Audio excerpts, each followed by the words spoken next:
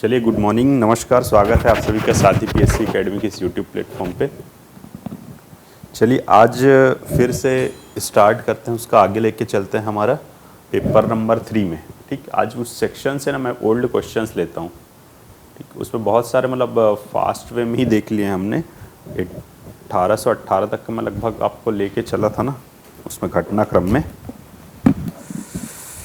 कुछ लोगों ने जैसे थ्योरी के रूप में भी अभी पढ़ा है कि नहीं पढ़ा है उस चीज़ों को। इसको मैं बोला था जैसे घटनाक्रम थोड़ा सा ध्यान रखेंगे ना आप, तो फिर आपको उसमें अच्छा बनेगा। बाकी ठीक, जो एनालिटिकल क्वेश्चंस हैं, समीक्षा कीजिए, मूल्यांकन कीजिए वाला, वो सब भी देखेंगे, एक साथ देखेंगे, पूरा पार्ट करने के बाद देखेंगे। ठीक है, पार्शियल देखने फिर वही मतलब आपका उसको एक फॉर्मेट में ही लेके चल लेंगे। चलो ठीक, अभी मैं थोड़ा सा ना ओल्ड क्वेश्चंस लेता हूँ इससे, जैसे पूर्व में आए हुए हैं यहाँ से।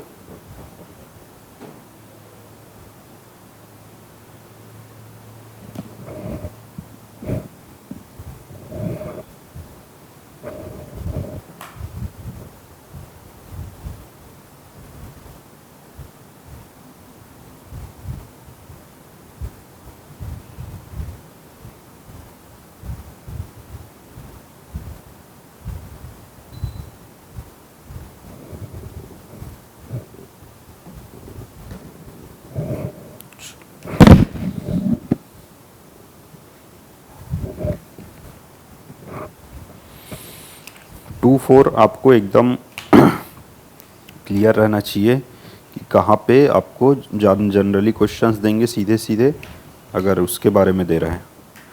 2-4 में अगर व्यक्तित्व के बारे में दे रहे हैं, व्यक्तित्व वाला बहुत इजी मतलब उसमें है कि आपको कम से कम उसको याद रखना है, जो जो उनके फैक्ट्स हैं, फैक्ट से बनेंगे सीधे सीधे वैसे क्वेश्चंस।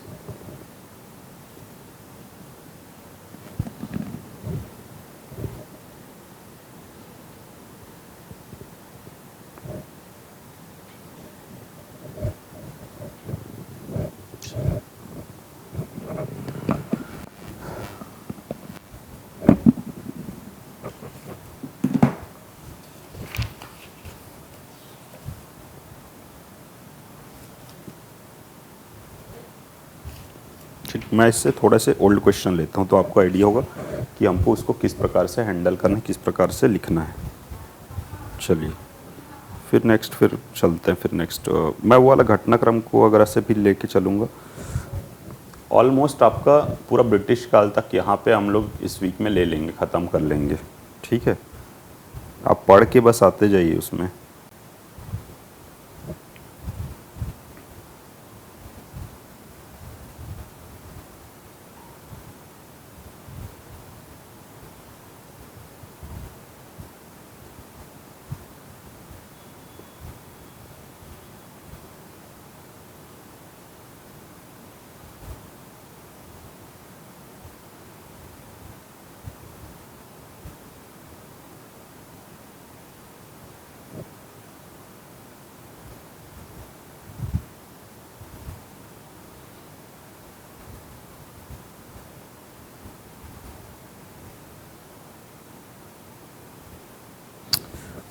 वही दिया है, छत्तीसगढ़ में बिम्बाजी के प्रारंभिक प्रशासन का उल्लेख कीजिए। प्रारंभिक प्रशासन, ठीक है। जो कनेक्ट हो रहे हैं और जो कनेक्ट होना चाहते हैं जल्दी से कनेक्ट हो जाइए। वॉइस क्लियर है, कनेक्ट है हूँ।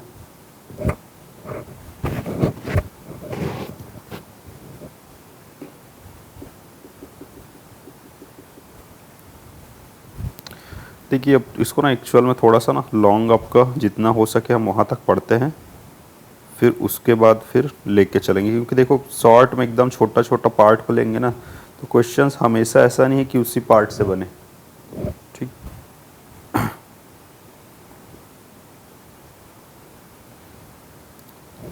अच्छा, एक क्वेश्चन है, अच्छा क्वेश्चन है, 2 मार्क्स का क्वेश्चन। 2 मार्क्स में क्या दिया है आपका, मराठा आक्रमण के समय। देखो, 2 मार्क्स में भी ऐसा नहीं कि सिर्फ और सिर्फ एकदम डायरेक्ट क्वेश्चन सीधे, एकदम आपको सीधे सीधे क्वेश्चन सीधे उसको। एक मिनट ना,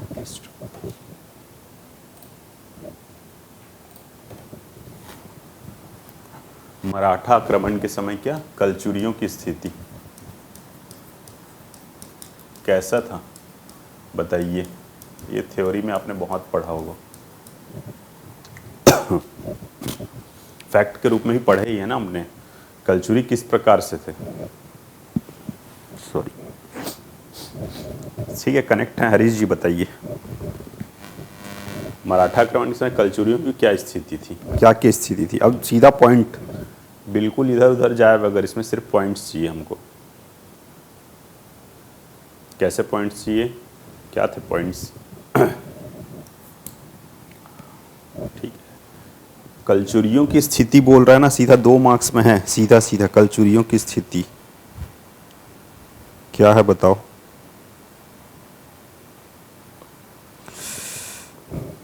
बताओ बताओ क्या है कलचुरियों की स्थिति। अयोग्य व दुर्बल शासक ऐसे थे ना, और क्या थे, आर्थिक रूप से कैसे थे,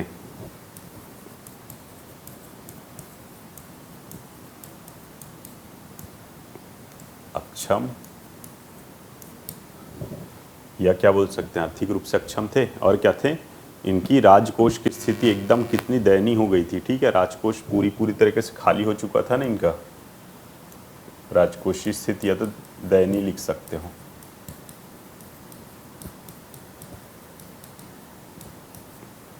ठीक, मैं यहाँ तक ले जा रहा हूँ, आपको यहाँ से इधर ले सकते हैं ना। एक ही पॉइंट लिखिए, दोनों पॉइंट लिखने की आवश्यकता नहीं है। आर्थिक स्थिति बता रहे हो ना कलचुरी का, तो वो लिख सकते हो, राजकोषीय स्थिति दयनीय था इनका। और कैसा था, ठीक है, और क्या था, 1 पॉइंट ये हो गया, 2 पॉइंट हो गया, आपस में कैसा था, कलचुरियों में आपसी फूट हो गया था, आपसी फूट। और क्या था, जो राजमहल था ना, राजमहल में क्या आपसी मतभेद या तो फिर, ठीक है, राजमहल में आपसी मतभेद।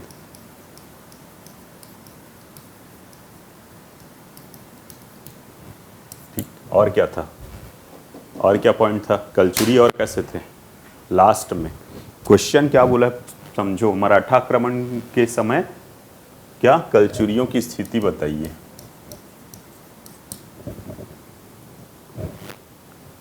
ठीक है, तो आपको सिर्फ स्थिति बताना है ना, और यहाँ वहाँ उसमें नहीं भटकना है। ठीक, पॉइंट में दे दिया, अयोग्य दुर्बल शासक थे, राजकोषीय स्थिति एकदम क्या दयनीय स्थिति में थी, आपसी फूट था, राजमहल में आपस में विवाद चल रहा था। और क्या था कि रघुनाथ सिंह,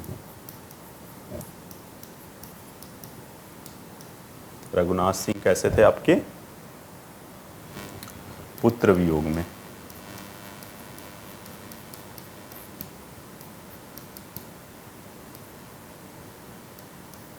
राज्य क्या बोलते हैं आपका,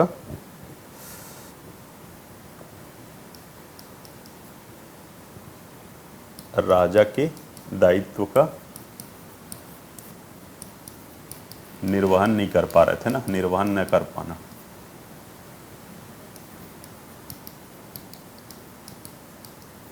तो ये सब था ना कलचुरियों का स्थिति के रूप में देखें तो। ठीक है, ठीक है, अभी जो कनेक्ट हो रहे हैं देखते जाइए, समझिए उसको। क्वेश्चन में क्या बोला था, मराठा आक्रमण के समय कलचुरियों की स्थिति। तो जो जो कलचुरियों का स्थिति, ठीक, गुड मॉर्निंग। ठीक है, आज आप लोग फर्स्ट क्लास में अटेंड नहीं किए हैं शायद ना, तो क्लियर हो रहा है ये, आप पढ़े हैं ना ये सब पॉइंट्स आपने। ठीक है, और क्या था, और भी हैं पॉइंट्स। जब आप इसको फैक्ट के रूप में बुक को देखेंगे तो आपको और पॉइंट्स मिलेंगे।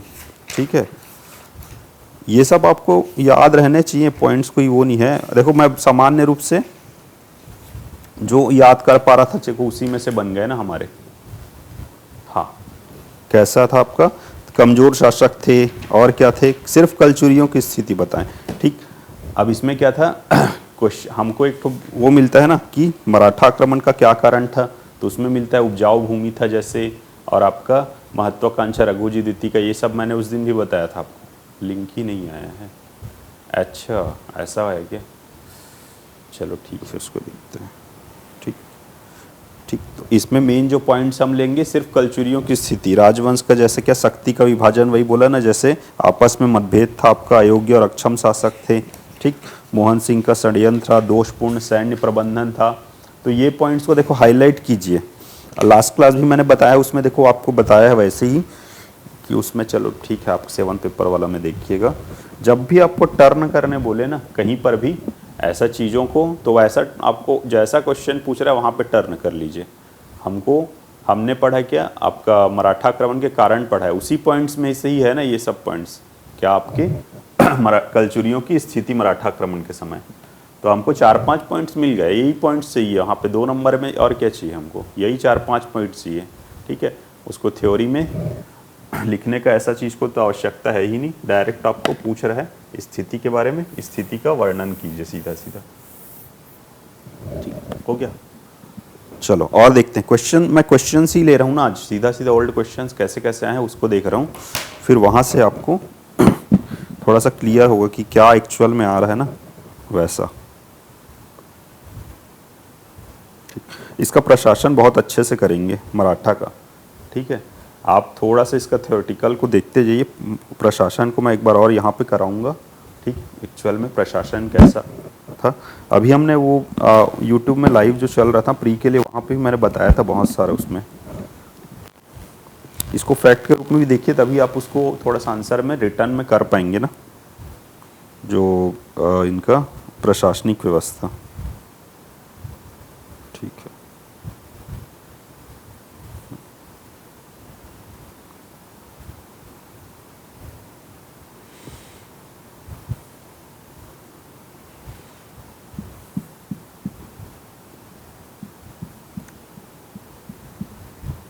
आप जो भी कनेक्ट हैं, आप लोग पढ़े हो इसको, थोड़ा कहाँ तक पढ़ लिया आपने? आप जो मैं बोला था ना कि आप कम से कम हम यहाँ तक देखते हैं ना थ्योरी के रूप में, 1818 से 30 तक का घटनाक्रम लगभग, या 1818 तक का भी घटनाक्रम आपने पढ़ा हुआ है, आई थिंक पढ़ा हुआ, क्योंकि आपने प्री के लिए पढ़ा हुआ है, ठीक। मैं घटनाक्रम की बात करूँ, बाकी उसका अब उसको कोई, अब वे तो ऐसा होता नहीं ना, मेंस में आपको रिटर्न के वे में ही सोचना है, फिर उसी को किस प्रकार से हम कन्वर्ट करेंगे। थोड़ा सा जो एक्सेस थ्योरेटिकल पार्ट्स हैं उसको थोड़ा सा और हाईलाइट करते हुए चलेंगे।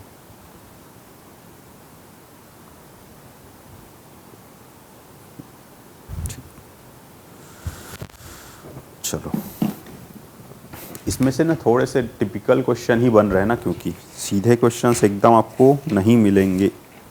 लिख के देखे आप लोग, परसों जी भोसला अप्पा साहब के बारे में लिख के देखे, अप्पा साहब के बारे में बोलूं तो लिख के देखे 2 नंबर में क्या बन रहा है, 2 नंबर में ऐसा टाइप से।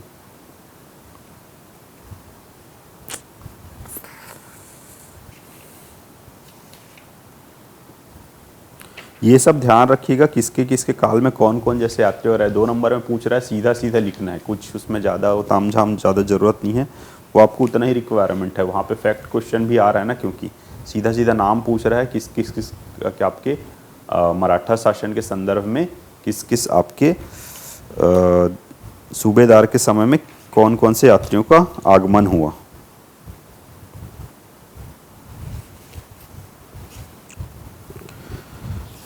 सूबा शासन इंपॉर्टेंट है, देखिएगा सूबा शासन में ऐसा कुछ क्वेश्चन जो 87 या 88 से लेके 1818 तक में, ठीक। एक तो बनेगा जो सूबेदारों से रिलेटेड, दूसरा मैं फिर से बोलूँगा इसमें आपका, वो तो ठीक है, वो समीक्षा वाला मैं एक साथ ही बता दूंगा। सूबेदारी व्यवस्था एक्चुअल में क्या था, चलो थोड़ा सा थ्योरी बताते हैं, फिर उसमें देखता हूँ और कुछ ऐसे चीज़ निकल रहे हैं ना। सूबेदारी व्यवस्था क्या था, औपनिवेशिक व्यवस्था, जिसमें क्या आपका शोषणकारी नीति, सूबेदारों को छत्तीसगढ़ का या रतनपुर राज्य का क्या शासन सौंप दिया जाता था, जो ज़्यादा बोली लगाता था वो यहाँ का आपका सूबेदारी प्राप्त करता था, वो सीधा सीधा कहाँ पे आपका नागपुर राजा को वहाँ पे रिपोर्ट करता, और यहाँ का पूरा पूरा जो राजस्व है वो प्राप्त करता था। इस प्रकार से था ना।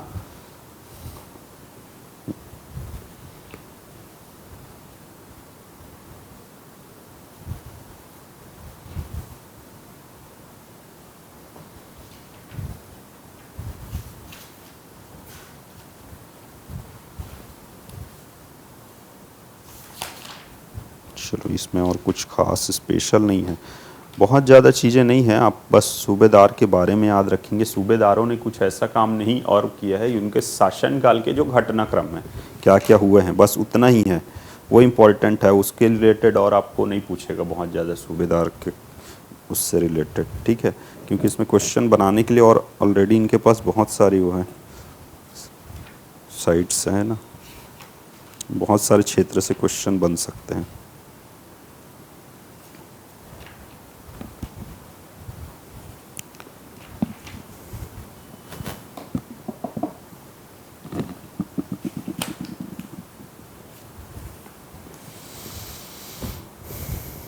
अगर क्वेश्चन बोलेगा छत्तीसगढ़ में ब्रिटिश नियंत्रण का सूत्रपात, ठीक है, ब्रिटिश नियंत्रण का सूत्रपात, ठीक, ये कब आएगा फिर?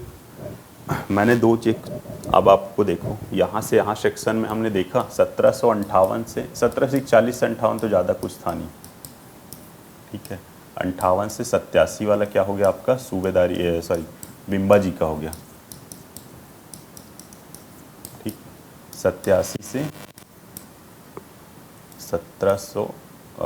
1818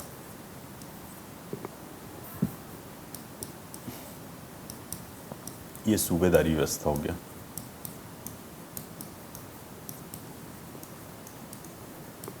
अब मैं ना थोड़ा सा 1818 से 30 में जा रहा हूँ। फिर अगर इसका जो टिपिकल क्वेश्चन है ना, ये इसी में एक साथ इंक्लूड करके 8 और 15 में ही लेके चलेंगे उसको, क्योंकि वो उससे नीचे जो क्वेश्चन पूछेगा वो 2 और 4 में बहुत इजी वैसे ही देगा, सीधे सीधे सूबेदार के बारे में, कार्यों के बारे में पूछेगा, ऐसा ऐसा क्वेश्चन देगा और कुछ उसमें स्पेशल नहीं है, ठीक। ऐसा क्वेश्चन जो 2, 4 में भी बन सकता है, अभी एक बताया कैसे कैसा आपका कि क्या था क्वेश्चन, कलचुरियों की स्थिति के बारे में पूछ दिया है ना, मराठा आक्रमण के समय कलचुरियों की स्थिति के बारे में।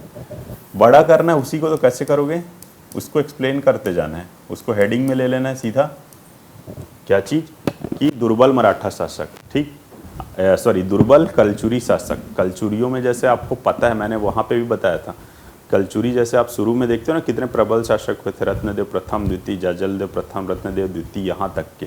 फिर उसके बाद धीरे धीरे कैसे उनका ह्रास होने लगा, और वो जो आपके अंधकार युग के बाद और शासक है ना, वो दुर्बल शासक होने लगे, तो उनकी क्या, ना तो वो युद्ध में अपना विस्तार कर पाए, ना तो फिर कैसे थे आपके राजकोषीय स्थिति अपनी बेहतर कर पाए। तो ये सब क्या थे, यही है। अब उसी को मैंने हेडिंग बना दिया। ये क्वेश्चन कहाँ गया, चलो इसको मैं आपको बड़े क्वेश्चन के रूप में बता रहा हूँ।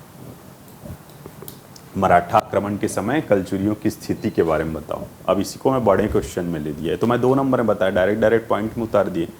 बड़े में कैसे करेंगे बताइए, एक आध आप जो भी कनेक्ट है उसमें से। इसी को मैं 4 या 8 में भी ले चलूँ तो,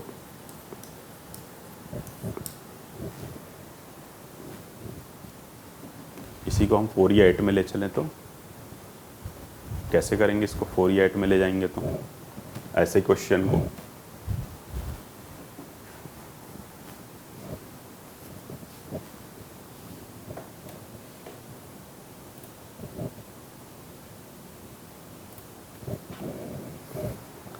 कर सकते हैं ना ऐसे क्वेश्चन को 4 या 8 में ले जाएं तो।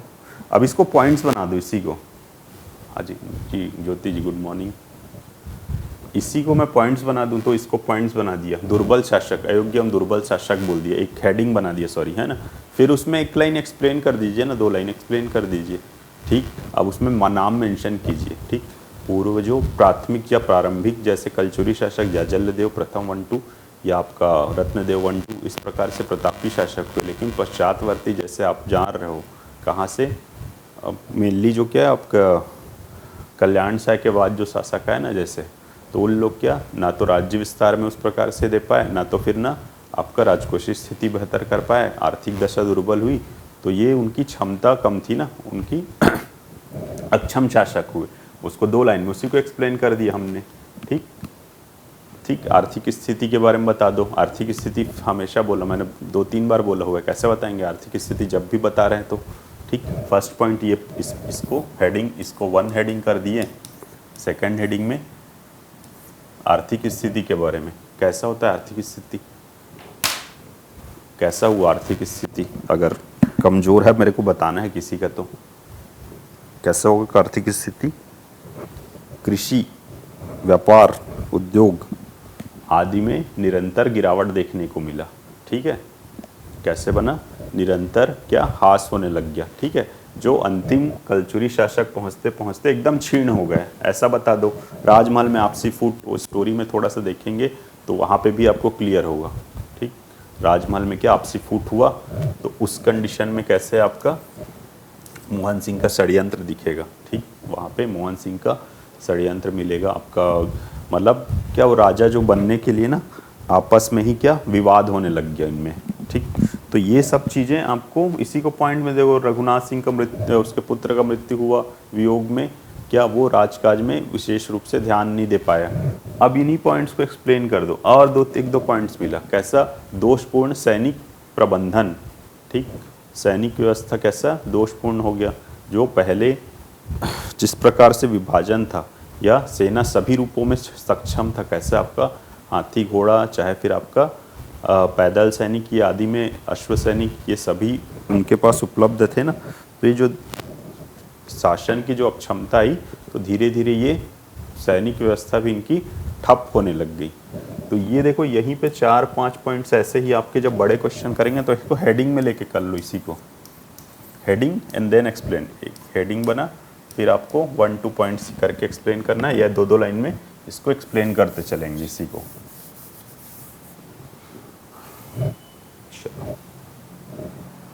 कहाँ पे था मैं, एक इसमें, हाँ 1818 से 30, ये कैसा समय था 1818 से 30 वाला, ब्रिटिश नियंत्रण कैसा था में छत्तीसगढ़। ठीक है, ब्रिटिश नियंत्रण में आ गया छत्तीसगढ़।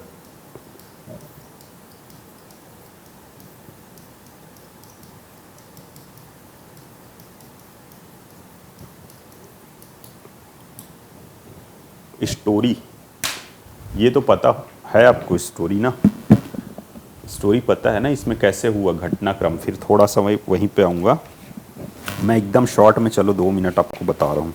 अब आप इससे कंक्लूज़न निकालिए, इससे मैं थोड़ा सा कंक्लूज़न निकालिए फिर। ठीक है, क्या हुआ आपका सूबा शासन लगभग चलो समाप्ति की ओर आया। ठीक है,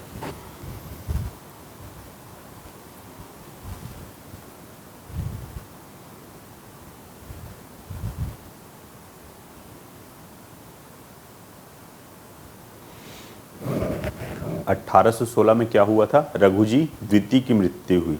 ठीक, आप इसमें देखेंगे ना, रघुजी 1 एक तो था, वो भी महत्वाकांक्षी शासक था। ठीक, उसी के समय किसका, भास्करपन का 1741 में आक्रमण हुआ छत्तीसगढ़ में, स्थापत्य हुआ उसका मराठा शासन का। रघुजी द्वितीय थे, ये भी बहुत सक्षम, बहुत प्रभावशाली, बहुत योग्य शासक थे। ठीक है, मराठा दरबार में थे ना ये।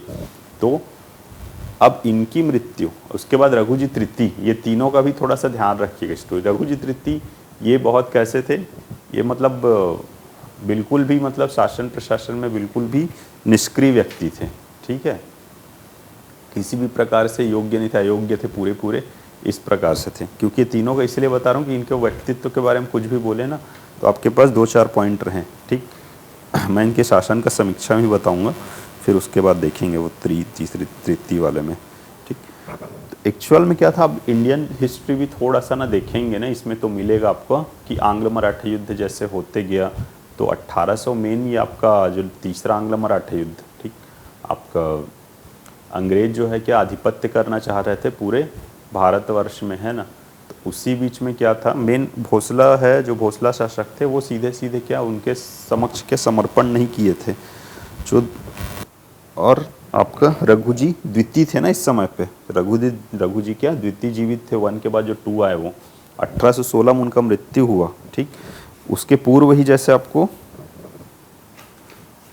पता है ना, थोड़ा सा वो होना चालू हो गया था आपका, इसके रूप में देखें तो इस ये क्षेत्र को क्या, नागपुर जो शासन को आधिपत्य करने का। तो उनकी मृत्यु के बाद क्या हुआ, अप्पा साहब का राज्यरोहण, जो आपको पता है आपसे, आपका हमने उसमें देखा है ना थ्योरी में, फैक्ट वाले में, अप्पा साहब का राज्यरोहण होना। जैसे आपका मैं सिर्फ घटनाक्रम बता रहा हूँ, देखो सबसे पहले क्या हुआ आपका 1816 मार्च 1816 में रघुजी द्वितीय की मृत्यु।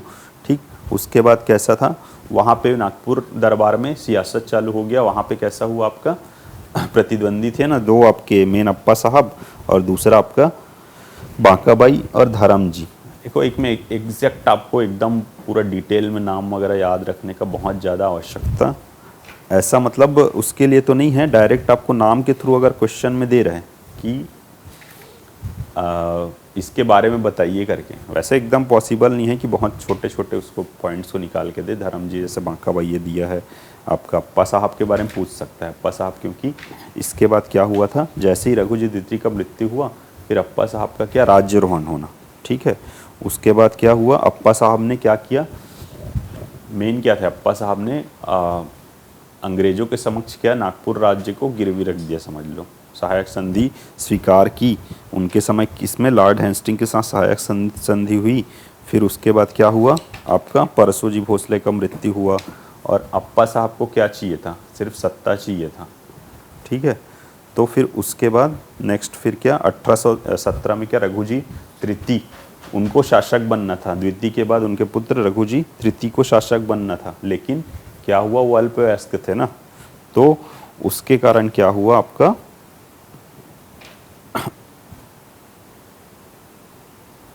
उनको शासक नहीं बनने दिया गया अंग्रेजों के द्वारा, ठीक। इसी घटनाक्रम में क्या अप्पा साहब ने फिर से किसका विद्रोह किया, किसका, आपका अंग्रेजों का। सीताबर्डी का युद्ध हुआ, फिर आपका 1818 में एक फिर संधि हुआ जिसमें क्या, जब तक क्या आपका रघुजी तृतीय वयस्क नहीं हो जाते तब तक फिर सत्ता किसके, अंग्रेजों के हाथों में रहेगी। तो यही एक क्या मेन घटनाक्रम था। अब इसी घटनाक्रम से क्वेश्चन बनेगा। क्वेश्चन कैसे बनेगा मेन, अब यहीं से मैं क्वेश्चन बनाना चाहूँ तो क्या क्वेश्चन बन सकता है, छत्तीसगढ़ में ब्रिटिश शासन,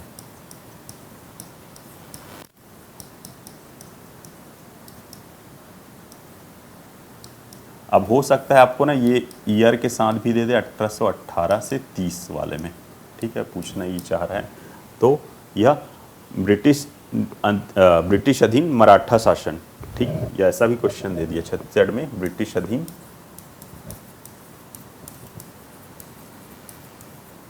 मराठा शासन,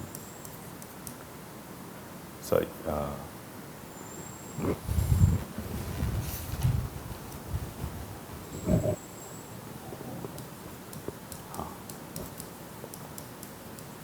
तो ये समय यही था ना 1818 से 30 वाला, ठीक।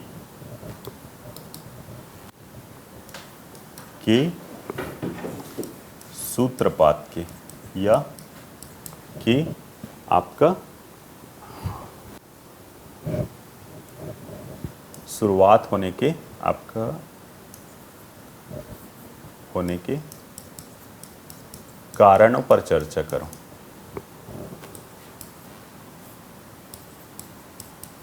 अब मैंने एक दो चीज बोला अभी, क्या बोल सकते हैं अब इस क्वेश्चन का बताओ। मैं बहुत छोटा सा घटनाक्रम बताया हूं अभी आपको, इसमें पॉइंट्स क्या बनेंगे अगर मुझे पॉइंट्स में देने हैं तो।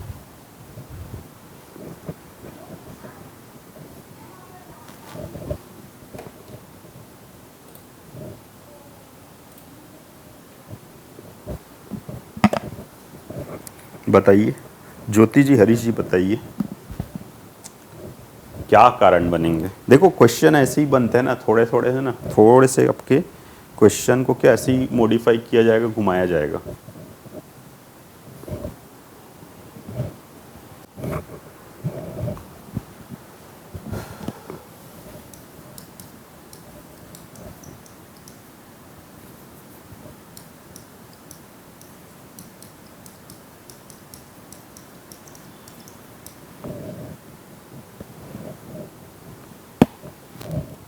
छोटा सा 4 मार्क्स का, 4 मार्क्स में ही दे दिया, 2 मार्क्स में भी दे सकता है, एकदम पॉइंट टू पॉइंट है, सिर्फ हेडिंग ही लिखना है बस। तो उसमें मैं 1818 में ब्रिटिश सूत्रपात के कारण, सिर्फ और सिर्फ कारण। पॉइंट्स क्या लेंगे इसमें बताइए, क्या ले सकते हैं पॉइंट्स बताइए। देखो ऐसे ही आप थोड़ा सा सोचेंगे ना, अभी यहाँ पे देखो टाइम लिमिट कुछ भी नहीं ले रहे हैं, वहाँ पे तो आपको बहुत ज़्यादा टाइम मैनेजमेंट करना पड़ेगा ना, बहुत ज़्यादा क्या,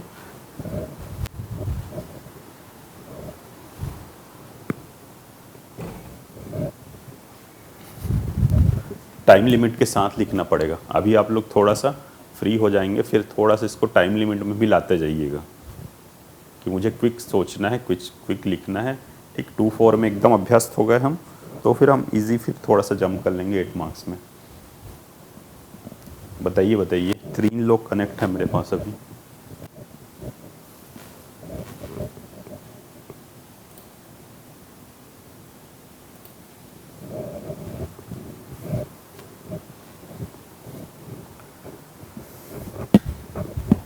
छत्तीसगढ़ में मराठा शासन स्थापना कारण क्या थे, ये हमने देखा था ना, क्या थे मराठा शासन स्थापना कारण, वही सब थे ना जो अभी मैंने फिर से बताया था। क्या कारण था कि कलचुरियों का दुर्बल होना, आपका आप राजभवन में क्या विवाद की स्थिति है ना, टकराव की स्थिति, और क्या कहते हैं रघुजी प्रथम की महत्वाकांक्षा, भास्कर पंत की महत्वाकांक्षा, छत्तीसगढ़ की उपजाऊ भूमि, वो सब कारण थे ना। अब मैं उसको नेक्स्ट उसी में जंप कर रहा हूँ।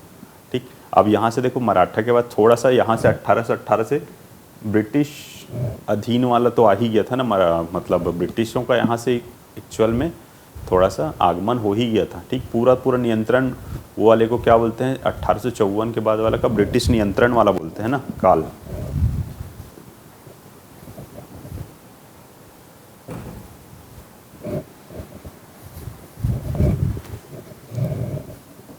एक भी पॉइंट्स तो बताइए आप लोग, सिर्फ पॉइंट्स बताइए मुझे, क्या लिख सकते हो, 1 2 3 पॉइंट्स कुछ भी आ रहा होगा। छत्तीसगढ़ में ब्रिटिश शासन अधीन क्या, आपका ब्रिटिश अधीन मराठा शासन जो 1828 से 30 हुआ ना, उसके सूत्रपात होने का कारण क्या है, क्या कारण है बताइए।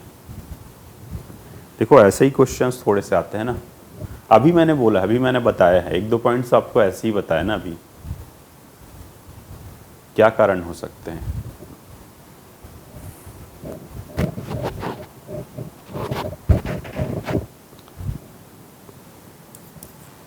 पॉइंट 1 मैं दे लूँ, ठीक है, अगर मुझे 2-4 में दे रहा है तो मैं कारणों को डायरेक्ट दे सकता हूँ ना, इसके लिए मुझे वो बनाने की आवश्यकता नहीं है कि आपका थोड़ा सा भूमिका।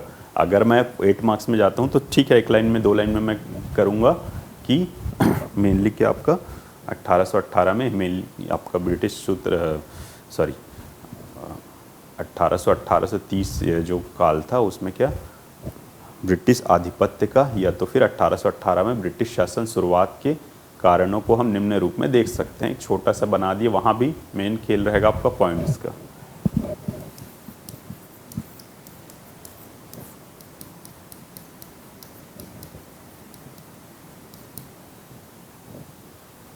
ये बनेगा यस नो। मैंने बताया ना रघुजी द्वितीय कैसे एक दूरदर्शी व्यक्ति थे, एक क्या सक्षम प्रशासक थे। ठीक है, अब हमको उतना ही पता है उनके बारे में।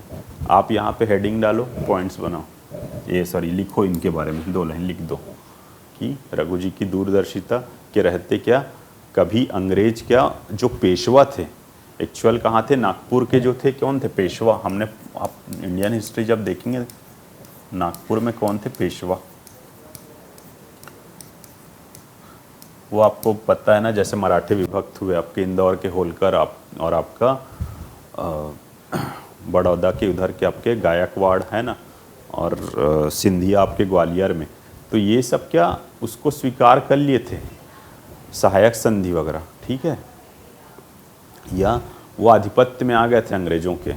पेशवा जो है, जो मराठा यहाँ पे नागपुर वाले, वो इस समय नहीं आए थे। ठीक है, तो क्या हुआ, रघु जी के जैसे ही द्वितीय की मृत्यु हुआ, तो रघु जी कैसे एक दूरदर्शी सक्षम प्रशासक व्यक्ति थे, जिनके रहते अंग्रेजों ने क्या नागपुर दरबार पे क्या किया था। छत्तीसगढ़ कैसा था, नागपुर से ही संचालित हो रहा था ना, नागपुर दरबार से। तो जब वहाँ पे अंग्रेजों का आधिपत्य नहीं था, छत्तीसगढ़ में कहाँ से होगा। तो रघु जी द्वितीय दूरदर्शी व्यक्ति थे, ये थे। उनकी मृत्यु के बाद क्या आपके अंग्रेजों ने नागपुर जो दरबार है वो या पेशवा जो को अपने अधीन करने का षड्यंत्र किया। ठीक है, इसके चलते क्या है, फिर उसी के चलते अब आपको यहाँ से कनेक्ट करो ना, आपका जो पॉइंट्स क्या है कि इसी के चलते नागपुर राज्य के ब्रिटिश शासन में शामिल होते ही छत्तीसगढ़ भी उसमें उसके ब्रिटिश शासन के नियंत्रण अधीन आ गया। ठीक, 2 लाइन ज़्यादा नहीं। ठीक है, इसी को वर्डिंग्स में जमा के 2 लाइन। और क्या था, ये पॉइंट बनेगा।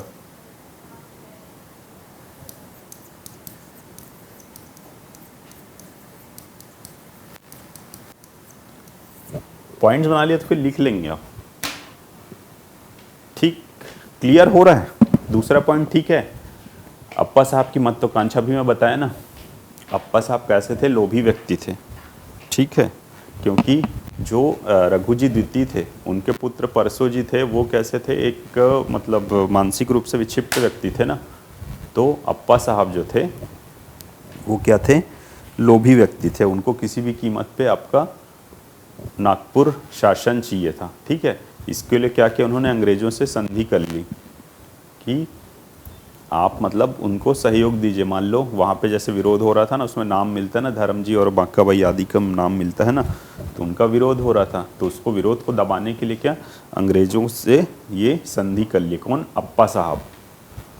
तो अप्पा साहब का क्या लोभी व्यक्तित्व, जो जिन्होंने क्या नागपुर दरबार को क्या किया, अपने सत्ता के लालच में अंग्रेजों के समक्ष सौंप दिया। ठीक ठीक, सौंप देना, जिसके कारण क्या आपका नागपुर राज्य का एवं छत्तीसगढ़ का किसके ब्रिटिश नियंत्रण अधीन आ जाना। बस खत्म, और उससे ज़्यादा नहीं। 2 लाइन और पॉइंट। आप बताइए एक पॉइंट और, आप लोग बताइए जो कनेक्ट है, बताइए। थर्ड पॉइंट क्या लिख सकता हूँ मैं इसमें,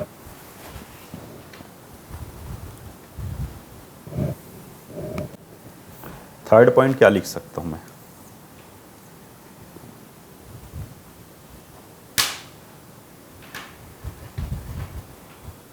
थर्ड पॉइंट क्या आ सकता है, 3 लोग कनेक्ट हैं, एक एक पॉइंट बताइए।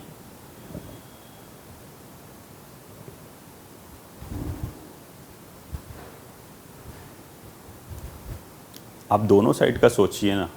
अब मैंने आपको वहाँ पे बताया है, अब आप देखो कनेक्ट करो थोड़ा सा। मराठों का आगमन हुआ कलचुरियों के ऊपर, उन्होंने सत्ता हथियाया। ठीक है, किनसे, कलचुरियों से। तो उसमें एक पक्ष का क्या था, कलचुरियों का दुर्बल स्थिति था ना, उसमें अक्षम शासक हुए, दोषपूर्ण सैनिक व्यवस्था हुआ, चाहे उनके बीच आपस का टकराव था। दूसरा पक्ष कैसा था, मराठों का सशक्त होना। एक पक्ष था ना उनका कि महत्वाकांक्षी थे मराठे। ठीक है, और कैसे थे, रघुजी प्रथम जो था जब मराठा आक्रमण किया तो वो भी एक महत्वाकांक्षी व्यक्ति था, विस्तारवादी उसका नीति था। ठीक, जितना विस्तार हो सके करना। और क्या था, भास्कर पंत जो उसका सेनापति था वो भी महत्वाकांक्षी व्यक्ति था। ठीक है, विभिन्न सैन्य अभियानों में उसने कुशल नेतृत्व किया और अधिकांश क्षेत्र को क्या मराठाधीन लाया। अब ऐसा मैं एक पक्ष को ले लिया, मैं थर्ड पॉइंट में मैं दूसरे पक्ष के बारे में कुछ दे सकता हूँ। अंग्रेजों का विस्तारवादी नीति, अंग्रेजों की महत्वाकांक्षा, अंग्रेजों का क्या रियासतों पे क्या हड़पना, या तो फिर अंग्रेजों का जो विस्तारवादी नीति लिख दो। अब लिखो ना यहाँ पे, क्यों नहीं लिख सकते। अब नाम आपको देखो, स्टोरी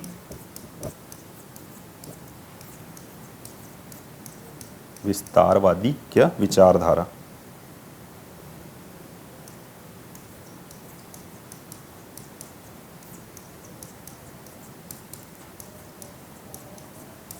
जब आप पढ़ रहे हो तो अब इस पॉइंट में आपको इंक्लूड क्या कर सकते हो, आप कैसा चीज़ इंक्लूड करोगे, क्या चीज़ इंक्लूड करोगे बताइए, क्या इंक्लूड कर सकते हैं।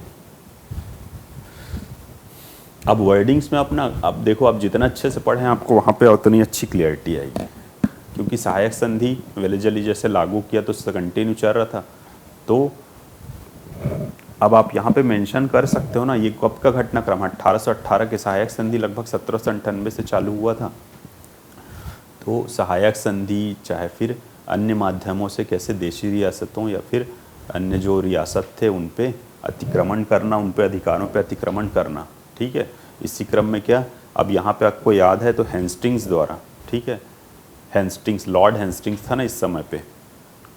कौन था लॉर्ड हेस्टिंग्स? आपका बंगाल का गवर्नर जनरल था ना, उस समय तक बंगाल का गवर्नर जनरल चलता है।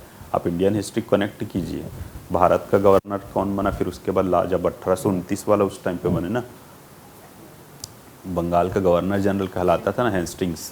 तो उसका क्या, विस्तारवादी नीतियाँ, जिसके कारण क्या, मराठों को, पेशवों को, जो मतलब अभी तक अछूते थे, ठीक है, उनके सत्ता से या उनकी विस्तारवादी गतिविधियों से उनका उनको किसी भी प्रकार से क्या प्राप्त करना। इसीलिए तो किया ना हेस्टिंग्स, क्या अप्पा साहब को लालच दिया कि आप प्रतिनिधि के रूप में आपको नागपुर का सत्ता आपको मिलेगा, है ना, राजा के रूप में आप बैठेंगे, और ठीक है, इसके बदले क्या क्या आपको सहायक संधि हुआ, और आपका वहाँ पे कैसे जो भी रेजिडेंस की नियुक्ति, वहाँ पे टुकड़ी रखना, ये सब काम आपको किया, ठीक। लेकिन कैसे, हस्तक्षेपवादी नीति, ठीक, इसी को या विस्तारवादी नीति बोल दिया मैंने, या तो फिर अंग्रेजों की हस्तक्षेपवादी क्या विचारधारा, ठीक है।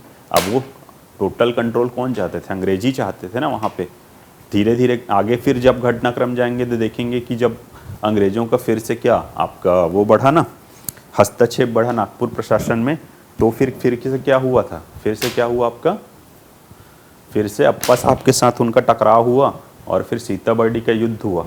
इसी में फिर आगे चलेंगे, सीताबर्डी का युद्ध हुआ किसके, आपके बाजीराव द्वितीय के साथ मिलके अप्पा साहब ने विद्रोह किया, ये सब चीज़ें हैं ना।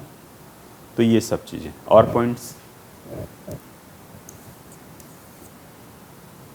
रघुजी तृतीय का अल्पवयस्क होना, ये भी एक कारण था कि नहीं था ये सब, रघुजी तृतीय का अल्पवयस्क होना।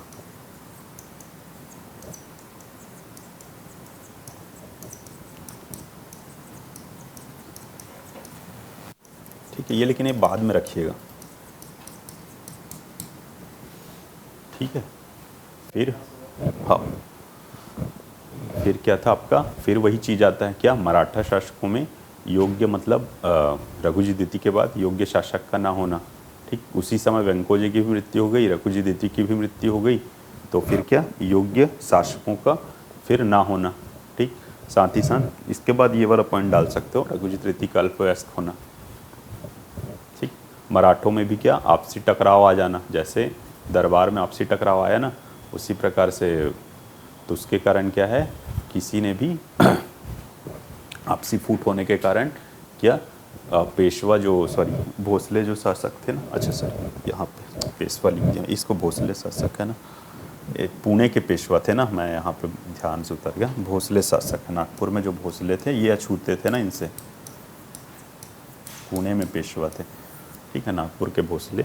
तो भोसले शासकों में आपसी फूट, ये हो गया। तो 5 पॉइंट्स लगभग देखो 4 नंबर में 5-6 पॉइंट्स आप बना लिए ना, तो यहीं पे आपके बनेंगे, और सोच के देखिए और कुछ पॉइंट्स बनेंगे। ये आप लोगों को क्लियर है, जो भी 4 लोग कनेक्ट हैं? यस नो जल्दी बताइए।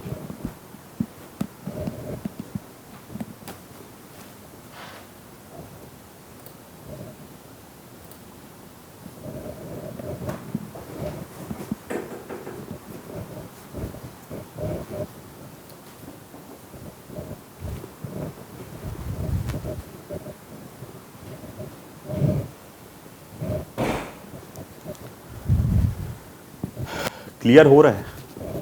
किसी भी शासक के डायरेक्ट क्वेश्चन बनते हैं?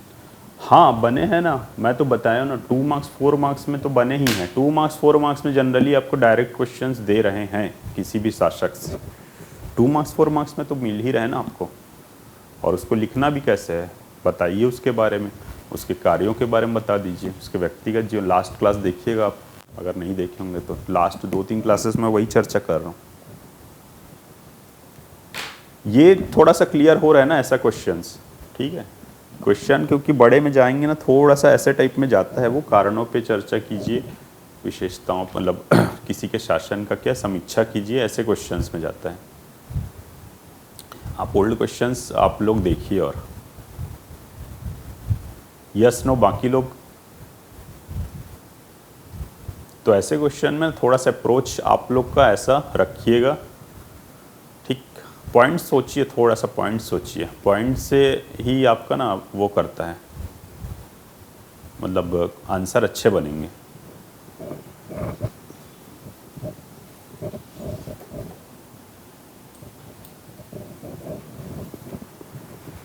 ठीक, आप इसको रीड कीजिए आप लोग, 1818 से 30 वाला घटनाक्रम को ना अच्छे से पढ़िए, और ठीक फिर इसी से क्वेश्चन और बनाते हैं हम लोग कल। ठीक, ये देखो एकदम स्टार्ट क्वेश्चन, जैसे सूत्रपात होने का कारण क्यों स्थापित हुआ, क्या कारण था। ठीक, हाँ, इस कारण में फिर वही सीताबर्डी का युद्ध, मराठों का आंग्ल तृतीय अंग, अच्छा चौथा ये हुआ, पांचवा मराठा दरबार में आपसी फूट हो गया। चलो मैं एक दो ऐसे ही बन रहा है, और तो आपसी फूट होना, सब कारण दीजिए ना आप इसमें।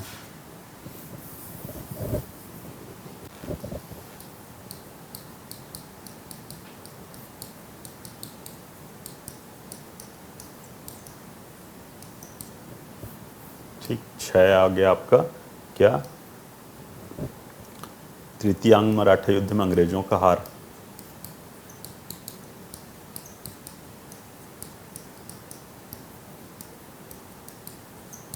ये सॉरी, मराठों का हारना।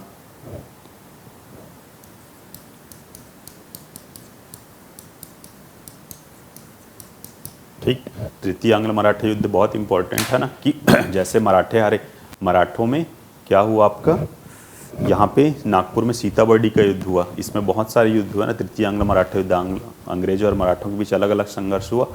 यहाँ पे नागपुर में सीताबर्डी का युद्ध हुआ, तो वहाँ पे जैसे पराजय हुआ। अब यहाँ पे एकदम मतलब सुपीरियर पावर बनने लगे अंग्रेज, कि उस समय तक कौन थे, बाकी छोटे मोटे राज्यों को तो उन्होंने हरा दिया था। इसके बाद तृतीय आंग्ल मराठा युद्ध के बाद पूरे आपका मराठों को पूरी तरीके से लगभग उनकी शक्ति समाप्त हो गई।